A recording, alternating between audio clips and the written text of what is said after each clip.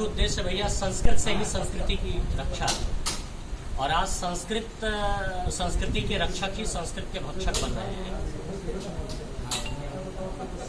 हम लोगों को बड़ा विश्वास था कि भारतीय जनता पार्टी की सरकार उत्तर प्रदेश में आएगी और संस्कृत जगत को बल मिलेगा।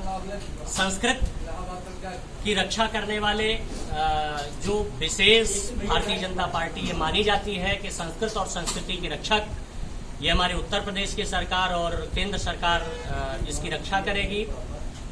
लेकिन ये जब मीडिया के माध्यम से मुझे ये समाचार मिला कि संस्कृत विद्यालय में जिसमें बच्चे कम हैं उसमें उस विद्यालय को बंद किया जाए, तो मुझे बड़ा दुख हुआ।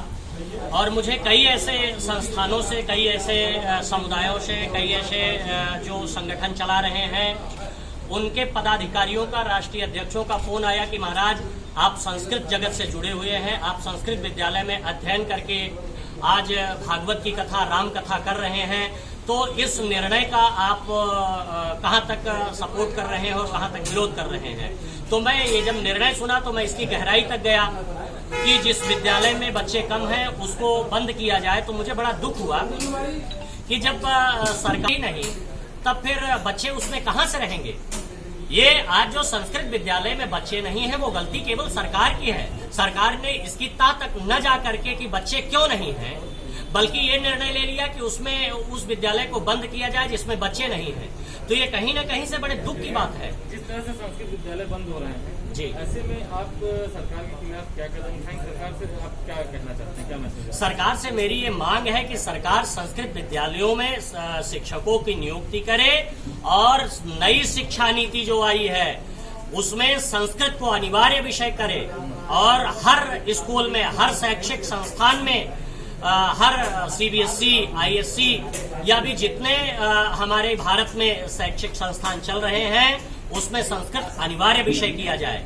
किसी भी ऐसे शैक्षिक संस्थान में संस्कृत का विद्यार्थी या अध्यापक कहीं पर नहीं है, आप अपने आसपास पता कर लीजिए। आपके विषय में बताया नहीं गया, और संस्कृत के विषय में वो तब जानेंगे जब वो शुरू से संस्कृत के विषय में पढ़ेंगे। संस्कृत नीति को अगर आगे बढ़ाएं, इसके लिए हम गांव-गांव जाकर के जन जागरण अभियान करेंगे।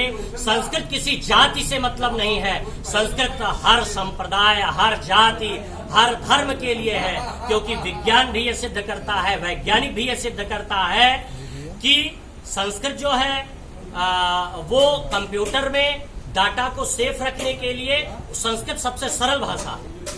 अगर ऐसा नहीं होता है तो हम देश में ये बिगुल बजाएंगे। हम जितने भी राष्ट्रीय संगठन हैं उनसे मिल करके या फिर जन जागरण अभियान चला करके संस्कृत जगत के, हिंदू को मानने वाले, सनातन संस्कृति को मानने वाले ऐसे लोगों को जोड़ करके और इसका विरोध करेंगे और संस्कृत विद्यालयों को चलाने की मुहिम जारी रखेंगे।